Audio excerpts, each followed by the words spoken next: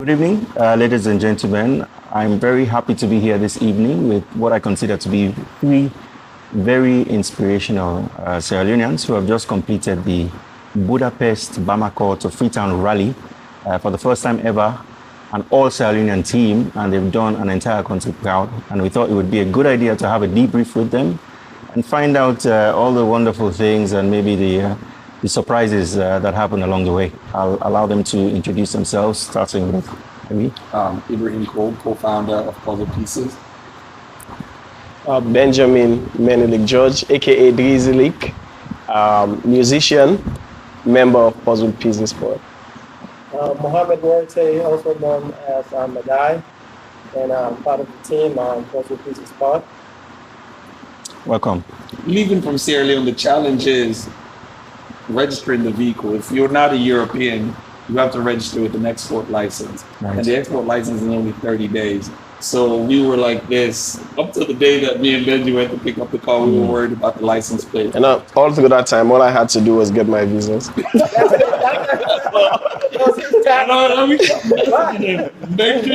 sure you get.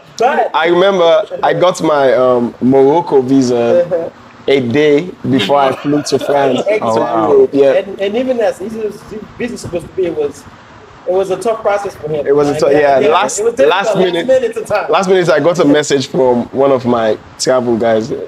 He said you can't get an e-visa to go to Morocco because you're Sierra Leonean, Right. for whatever other reason anyway. So I had to drive all the way to Guinea, Right. and then stay there for 2 days. Actually, one night. Which you didn't tell the team, by the way. It was after I was like, After everything. like, come Benji, you did not have a visa. I did not want to disappoint or risk getting kicked out of the whole thing. So I was like, okay, I'm going to Guinea. They thought I was going there so I could get cheap flights to fly out. So he reached out here like, what's the quickest way I can get to Guinea? I was like, why? This is like 6 p.m. at night. I was like, bro, there is no way you can actually leave tonight. The border is closed. I said, the first thing I can do, I can make some calls, try to get you in contact with some people that move in the morning. And somehow he actually I left. I left that very night. I actually did my, everything in Conakry. That's where he started learning his French. French, yeah. That's where the practice Yo, started. I You need a googled bit more time. I googled the Moroccan embassy on my phone. Right. And mistakenly punched in the direction for the Egyptian embassy. So after I got all my documents, I printed everything, my insurance and stuff at a local cafe, internet cafe. I hopped on the bike with my luggage and went to the Egyptian embassy. So yeah, I had like 2 hours given because the consular was waiting for me. Right. And when we realized we were at the wrong embassy, I had to call the person again. I'm here. And then I looked at the flag. I'm like, oh yeah, this is Egypt, not Morocco. And then I took a bike and went to the other place. But yeah, it was so stressful at last minute. It doesn't sound like it. You seem quite relaxed about it. I don't know if it's because everything is done now. Were you ever? Honestly, I enjoyed it. I knew I was going to get it. Honestly, I enjoyed it, but it was stressful because we went to this cafe and no one speaks English at all. Yeah. It's harder than I thought it would be, honestly. I thought because Guinea is so close to Sierra Leone, I would meet more people that speak English. Not the case. Yeah. Not even at the hotel. So, besides the car, is there any other sort of preparation, any physical, mental sort of preparation that you have to set yourself up for, or you just have to be ready to roll, basically? So for me, I started exercising a month before I left for cardio. And the other preparation, we didn't know how unprepared we were until we got stuck in the sand.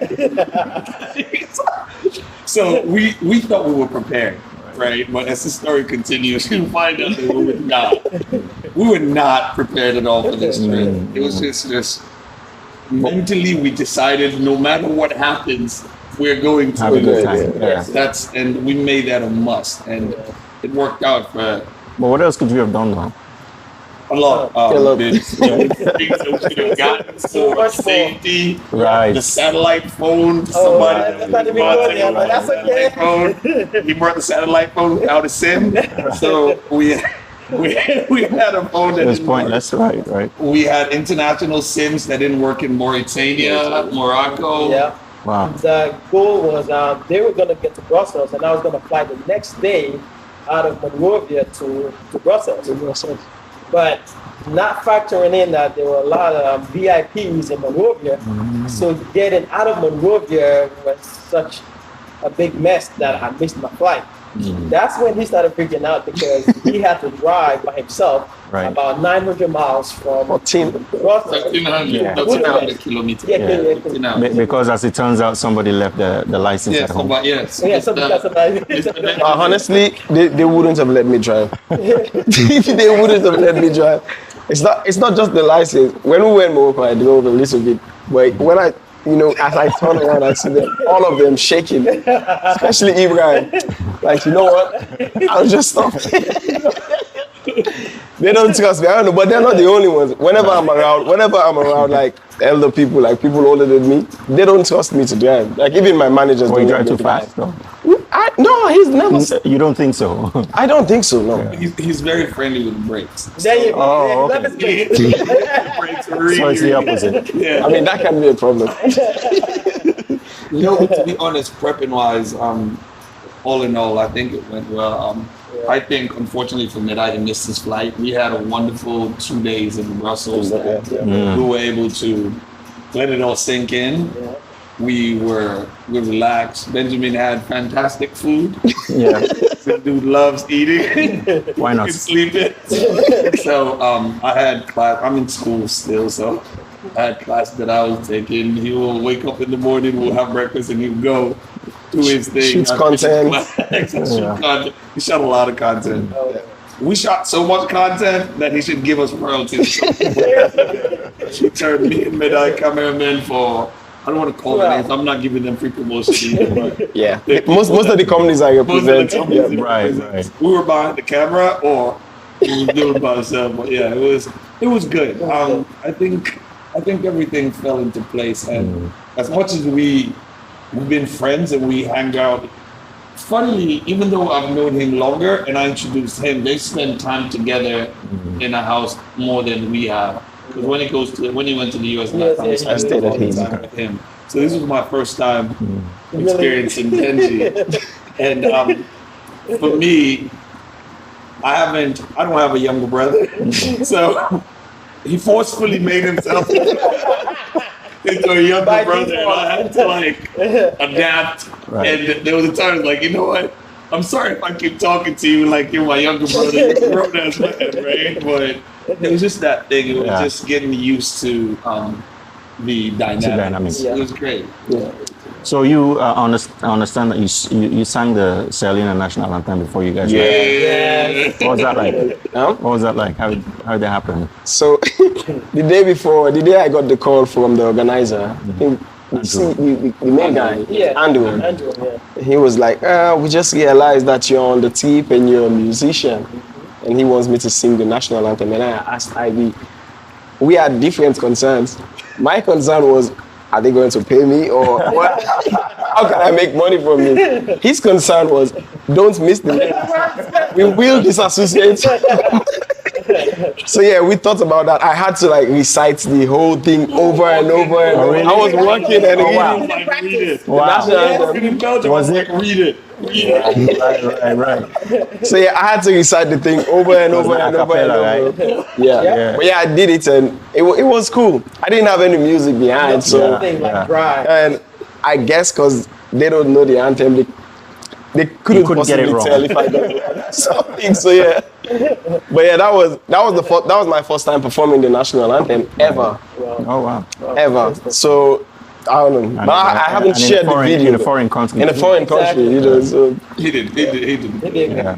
So onto the trip. Before you started, the pictures that I saw coming through were you're chilling in high quality hotels. I was like, this is good. I could do this. What was going on there? Was it before you guys left or how does it work out? Because that looked doable. Well, there are phases. Right. Okay. So the race actually prepared a sheet, and there's a breakdown of checkpoint where the location for the night is going to be. So going through Europe, we had what 24 hours or yeah, No, we had about 48 30 hours. or 48 hours To get complete Europe. to Spain to actually cross over from Spain to Morocco. So we had some bandwidth thinking, okay, the faster we can get through Europe, the better. So that means we didn't have time to set up camp, tent, or anything. So we just drive straight through wherever we can get a hotel. We just spend the night and early in the morning because our goal is to get to Spain fast. Yeah. So I wasted most of that time. But the interesting part about it is I guess there was a challenge that we had to learn how to adapt is we took our suitcases and mounted them on top of the truck. So every morning we have like a 2 to 3 hours process to lift suitcase up, try the rack, and get everything secure. And that was like the hardest work we actually did every morning. About 2 hours plus.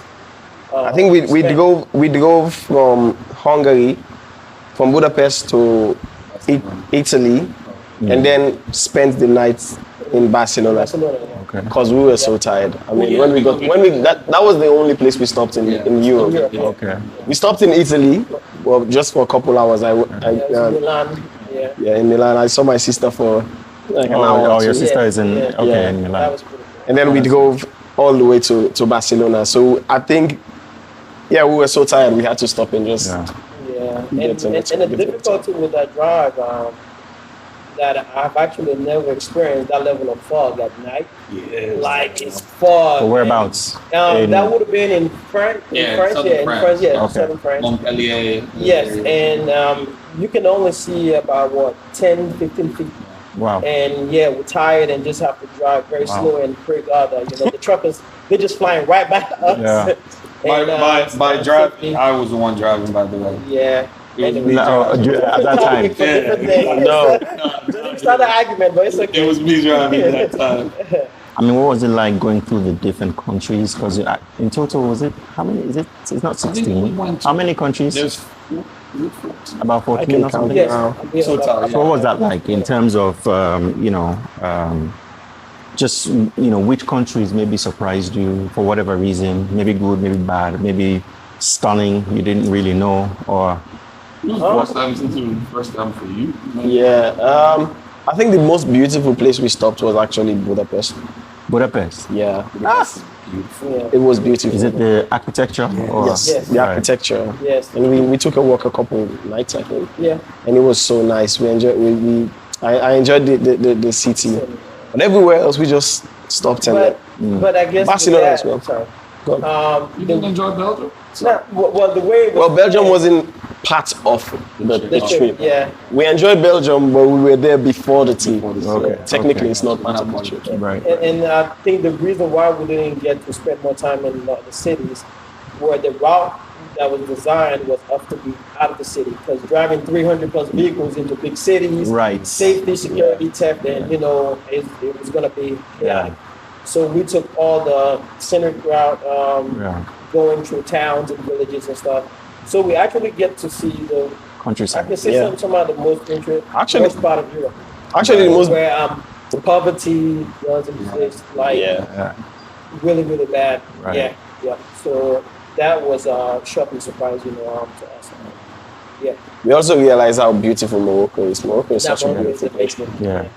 And most of the time, I've been to Morocco, so I Yeah, you have. but I can it's not. testify. We didn't go to Marrakesh or Casablanca. Casablanca. We were at the outskirts. I haven't been to Marrakesh. We went to Fez, Fez, Zuga, Dakhla, Dakar. Dakar was nice. Dakar. and Chigaga. Chigaga. No, but to be honest, the most interesting thing about the trip is everywhere that we stopped, they did not believe there were 3 black people on the trip. That's I don't want to say it any other way. I'm not. And pulled over in Germany on the way. Is it? They took us to the police. I've never heard of anybody stop you, check your paperwork, and say, drive behind me to the police station. Oh, wow. We drove to the police station. They checked all our stuff. The guy was I think he was laughing when we showed him that he really thought I was lying. Right. when we showed him the paper. That conversation seemed, and that was a serious part, right? Because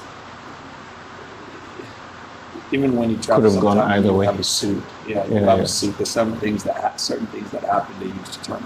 But this, we were just. I mean, my hair was a mess. I had a dirty t-shirt on. We're sitting in a brand new car with a bunch of new stuff in the car. Yep. Yeah. We literally fit The description. the description of being in the wrong place Yeah. at the wrong time, you know. So, and at that time, you know, with certain Western ways, Benji being in the car and him not being in the car, I had to be careful because he had a Sierra Leonean passport, he has a visa. I do. I mean, this guy walked up and just started searching through our bags, which is illegal. You have, Yeah. Can't do that. like, he remember, he yeah. walked in. He asked us to open the back, and then while one of them was looking at the back, he went out the front and started searching our personal bags. Everything, we just Oh, started wow. looking into the personal bags. So for us, it is what it is. Well, luckily for you, we're not carrying any contraband because it could have gone the other way, It right? could have gone the other Because they were way. just looking for a reason. Yeah, they were Yeah. looking for a reason. Yeah.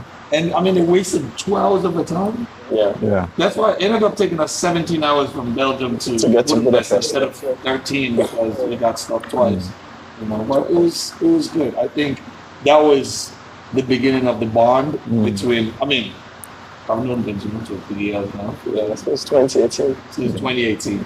5 years, 6 years. So I've known Benji for a very long time. It's not a stranger. He Time comes flies. to my house. Yeah. You know? But that closeness. Yeah, yeah. You can kind of go to there and say, "Pali Makaruda is." It's a different thing, right? Yeah. But just being there and seeing how I was driving, you see, and that's the thing. I think when it was just me and him, he was compelled to be parked on the car. Yeah. Wait, man, I can't.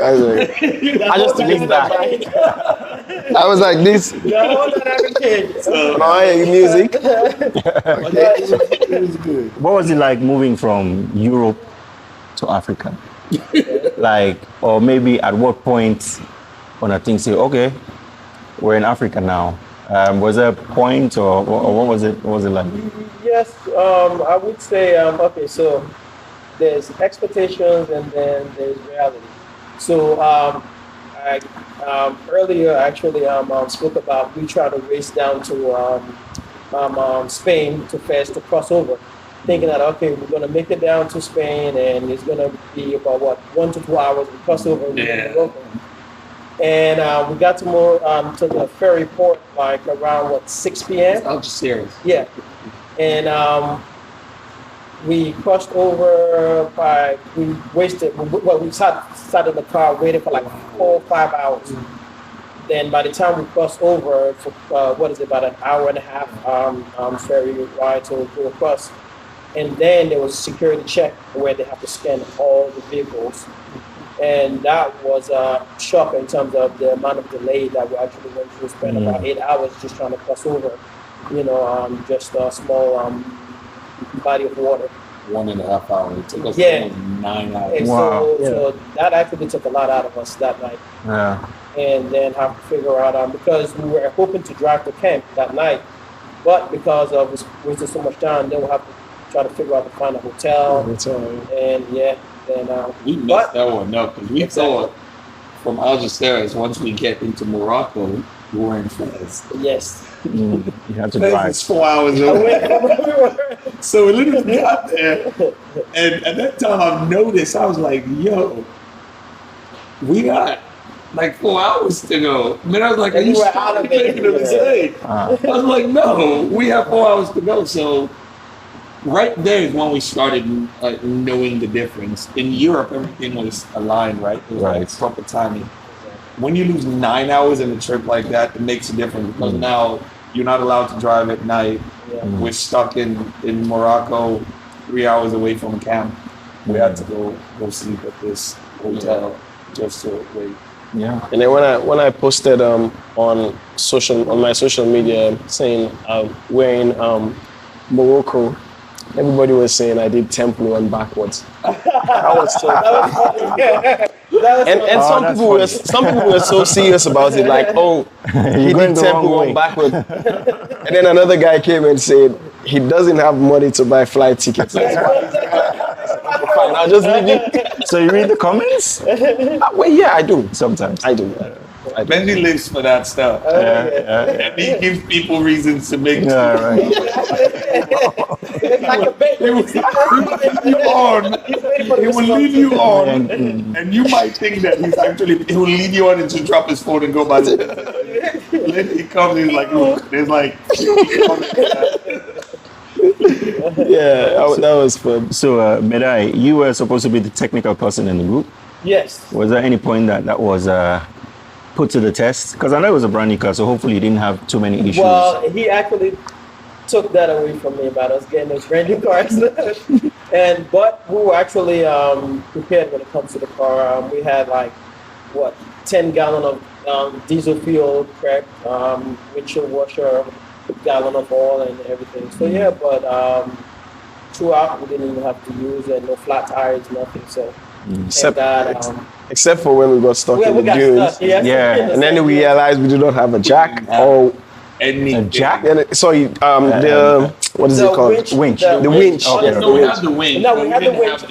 have so You have again, to Okay, attach let me up it. to now, I don't even know the name. There's a flat.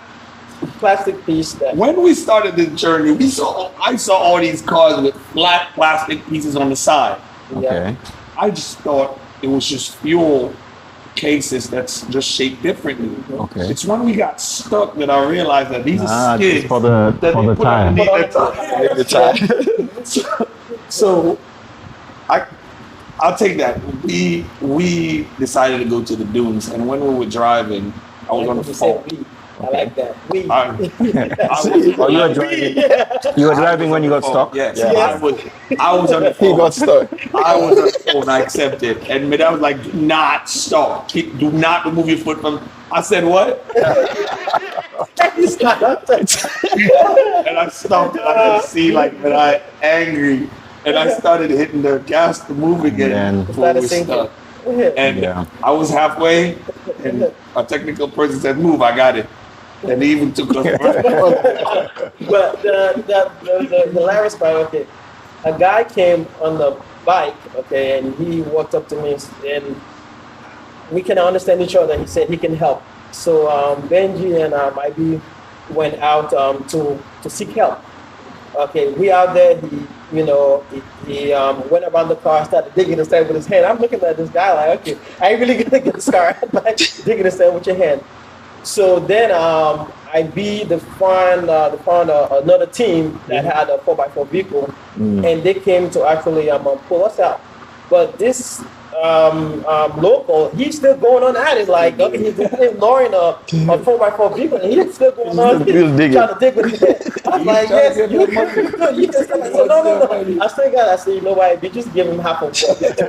Let him go his way. Yeah. But that's it when was we great. realized that because this car was the car that came to save us was an older Older car, yeah. and he was just prepared. They had the a guy tow just rope had and everything. yeah. And we didn't even know that when you wanted to go to the dunes, you had to flatten your tire a little bit. Yeah. Like, we didn't do any of that. Yeah, We were pressure. just arrogant that Yep. our cars do and 4-wheel drive. We're good to go.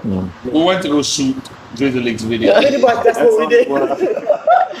An extended version. That's what we did. I did everything. But yeah, he actually lit up. I've never seen him like that before. Like a The kid at the excitement candy level. store. Kid at the candy store. That was so much fun. was Like great. driving around.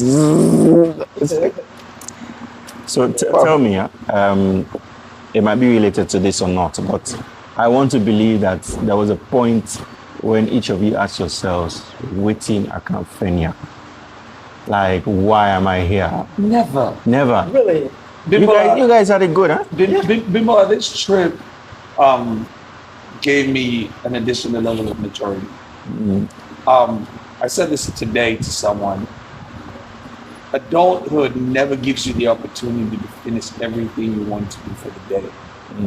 This trip gave you that. Yep. Your goal for the entire day is to get Yeah. where you Yeah. need to go. Exactly. You won every single day.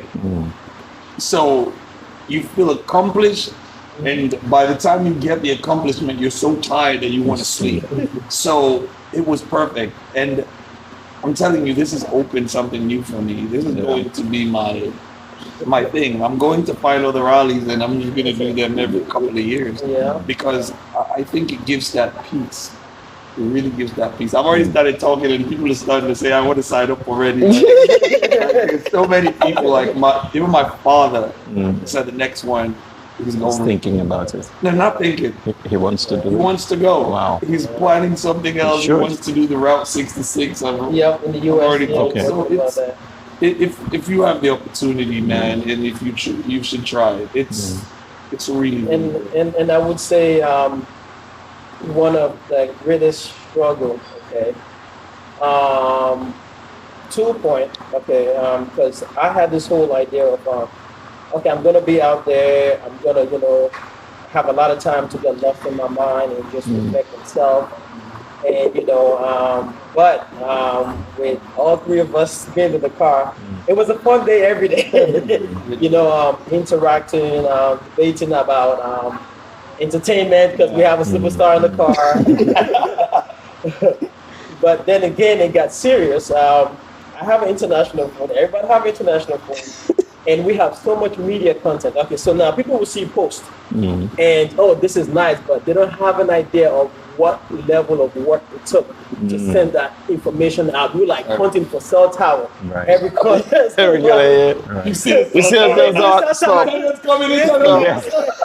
And then you see us, music going on. We're talking. All of a sudden, the place is quiet, and everybody heads down. Okay, including the driver. Including the driver. Okay, there's internet signal. That's why everybody's quiet. Because I did wonder about that. Because I feel like you guys are quite reachable. Because sometimes what I would do is I would send the same messages to like you both, hoping that somebody has reception and whoever sees it. Was it? It was a struggle, but it seems easy on the outside because you receive it. Especially when we just entered Mauritania. I think they sold us a fake SIM card or something. No, they charged $60. Oh, they charged us $60 for. For what? For SIM card? Yeah, $60. And we were like, nah, we're not buying. And it didn't. And then we left, hoping we would get another one as we. That was so you had to get SIM cards in every Morocco, just Mauritania. Oh, okay. Mauritania, for some reason, their rules are very, very strict with telecommunication because if you're not international SIM cards did not work. It didn't connect to the network. And that's what caused the problem. There's one thing that was an issue for us is that night that notobody could get a hold of us for over 24 hours. So that was the only really scare we had. Yeah. And if you go and read the road book, because I shared it with some of my people back home, you see that Mauritania has so many red lines and also that was scary. I mean, it didn't scare them because they didn't go to look, but we were so unreachable for that 12 hours, and that was the first time we spent the night at a camp because it was so hard for us to navigate. No Google Maps, no nothing. Wow, nothing. But I had to like trace our steps, our tracks to the camp, so we could return using the same. Because there's no road. Yeah. Wow. And you had no connection, no connection.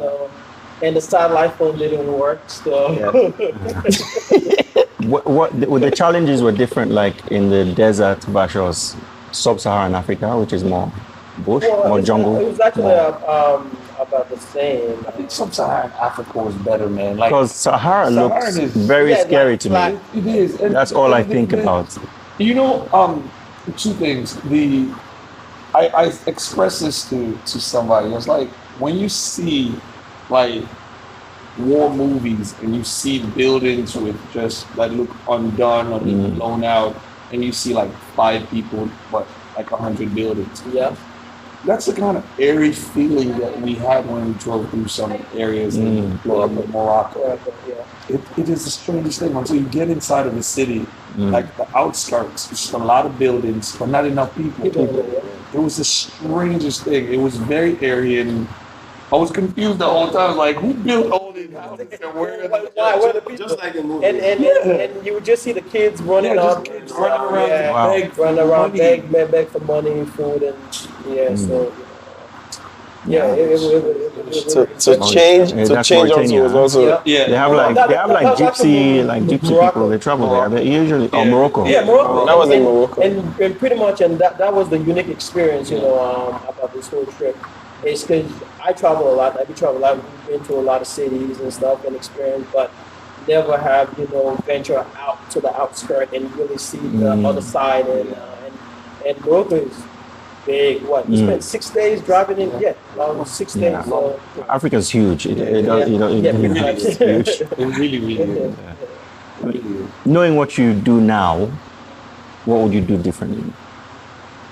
take less clothes. Yeah, take less photos. Clothes. Take less yes. clothes, yes. Yeah. We discovered things like we bought certain pants and the puzzle pieces shirts that we wore. It's gonna sound gross, but those pants we lived in them 3-4 days. We didn't shop. They're comfortable. They're like that's what you have. That's it. And And you can like unzip it and become Yeah, shorts. yeah. Yeah. So I mean, that was amazing. it was so functional Yeah. that next time if we're doing stuff like this, I A think lot it's of just yeah, like That's all I'm two per taking, week, honestly. two per week and a bunch of shirts. Yes, that's it. That's it. Another thing that I would do differently is the preparation, because I think we missed out on some fun things because we didn't want to take too much of a risk because we're not prepared. But now that I know like the thing to get you out if you get stuck, Yes, stuck Yeah, in the yeah. sand. and all yeah, that, yeah. and even I actually Googled something Okay. after we got stuck. They have handheld drills Okay. that since you have a winch, you can actually just bury it down and put it and you can pull yourself out. That's pretty I was cool. like, yeah, that was pretty cool to see. Okay. So that's it. And apart from that, I think the phone also. We made that mistake by not having the satellite And phone. even with that, we only actually received about 30% of stuff that we actually ordered. that we ordered. Wow. So we went crazy in terms of Yeah, preparation.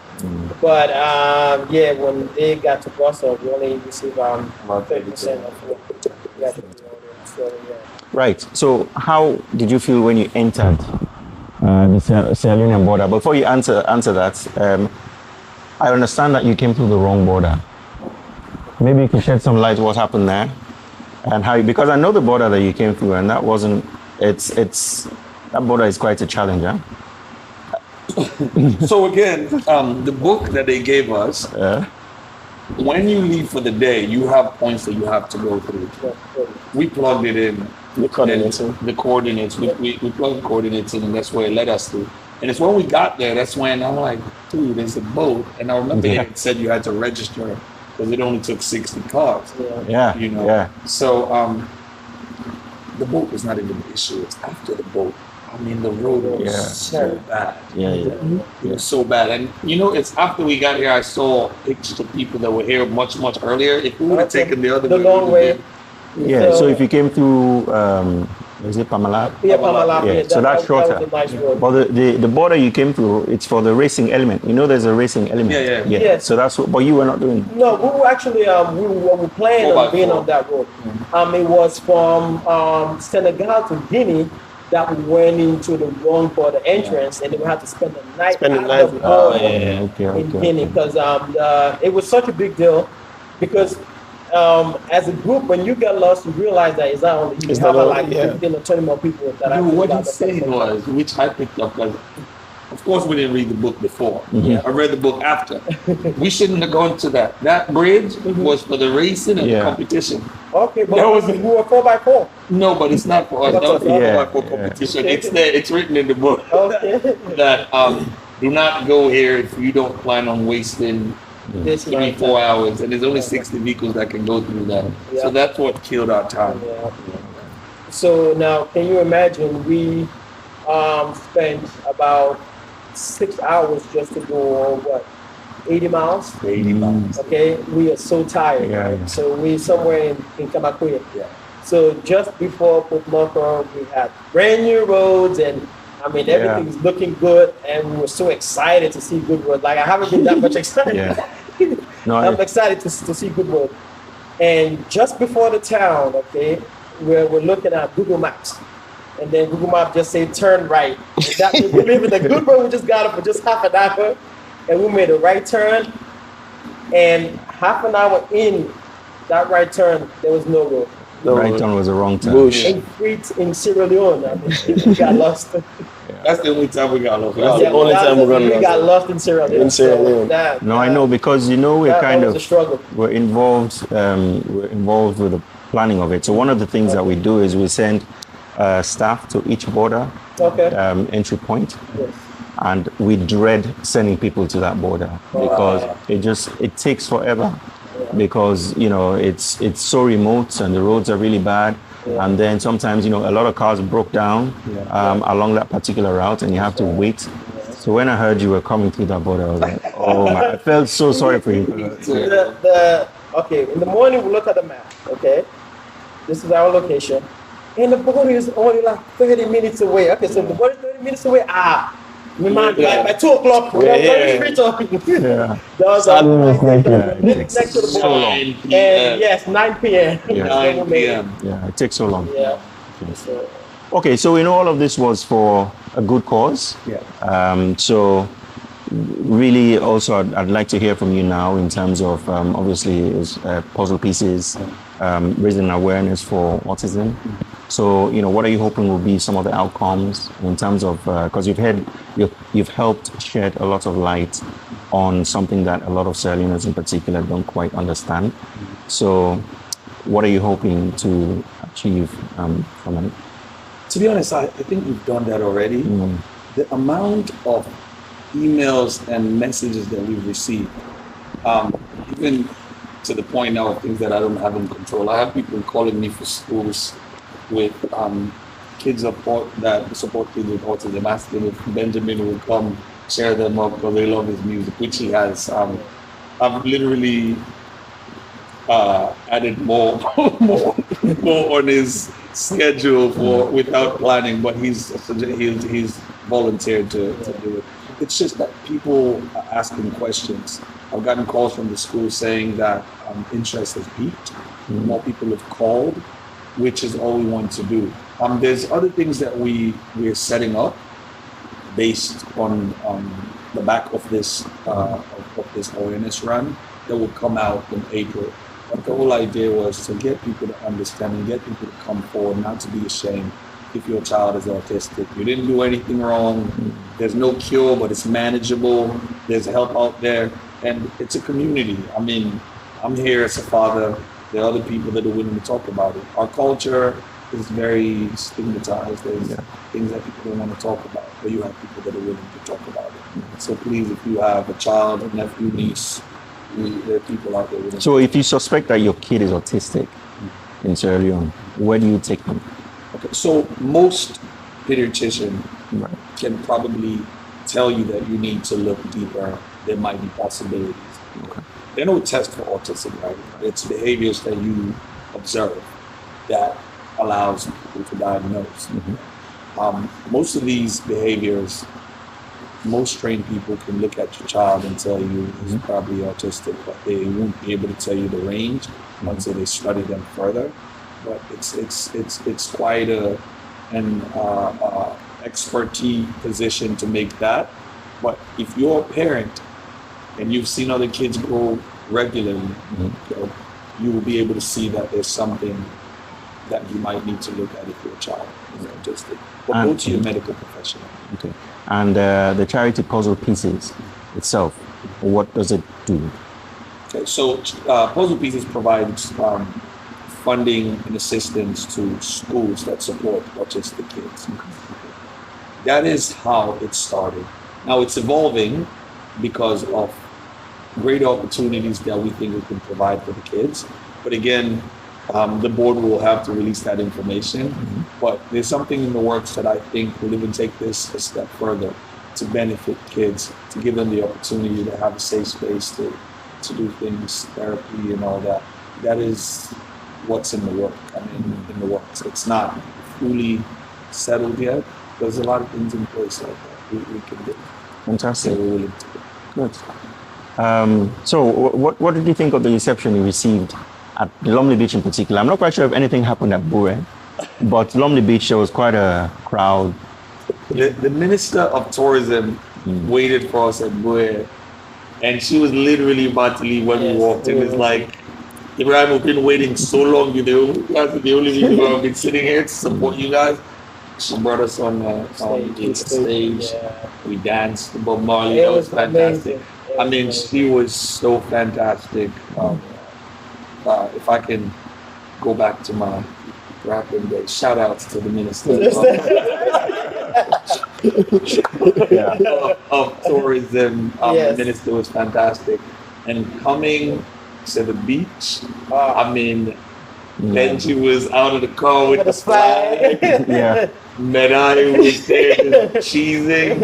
And I mean, for me, I come from a family where my father is a philanthropist, so he supported me through this. He was the first person to greet me at Bure Beach. Bure Beach. Yeah. That was very emotional. It was a surprise. Yeah. Okay. Oh, shut up. but when can cry. When we got to Lovely Beach, the faces that I saw, the people, I mean, there was ambassadors, there was head of institutions, business leaders, all wearing the Puzzle Pieces shirt. My wife Nala had done a fantastic job with the board to bring people to come, and I was even worried that the people that organized this rally would be upset that we took over. It took over, but Sierra Leone showed up. It was mind blowing. And can you imagine that it was on a Monday? It was on a Monday. It was on a Saturday. On Monday afternoon. That's true. He was welcome. Hours. We were late. Yeah. Obviously, you're part of the organizing. Exactly. All you guys So thank you. Thank you. I think that moment where we went through the finish line, it's definitely going to make it to one of my music videos. I was waving that flag, so there's a picture, a drone photo of me waving. It's a really good picture, but you're gonna have to pay for that. No, I'll get it. No, it's that's cool. It's interesting that you give a shout out to the minister, and obviously well deserved. But yeah, it is a lot of work from quite a bunch of different people involved. The Toys Board, the National Toys Board, shout out to them. People like immigration. There was a medical staff. Yes, I saw the board. Yeah, medical staff there as well. I think the Hotel Association were there. Of course, VSL always representing our lifelong. Exactly. Yeah. So it's very nice to see it all come together, and it was a really good feeling to see you guys go across that finish line. It was, I think, for a lot of people who were there, and even some people who couldn't make it were sort of checking. Yeah. I think it was. About BSL. When we were about to go, and Andrew came to talk to him. I was talking to him. I was like, BSL. I was like, it's my friend's company. But I say, I know Bimbola. Yeah. Like, Andrew's very to get people in the country just shut me up. I know. Even when we got lost a couple times, when I reached out to him, I was like, well, you had the wrong border. Yeah. You have to sort it out. Yeah. Finish. Yeah, but no, let me just take this opportunity to thank you guys for flying the flag. It's a very proud moment for all of us to have an all Sierra Leonean team. I hope you've created a path that others can follow. Maybe one day people like us can sum up the courage to follow in your footsteps. But I think what you've done cannot be underestimated, and I personally thank you for that reason and awareness about the rally and of Destination Sierra Leone as well. So thank you. Thank you very much. Thank you. Thanks for having us. Yeah, no worries. That's it. Support. All right. Ciao.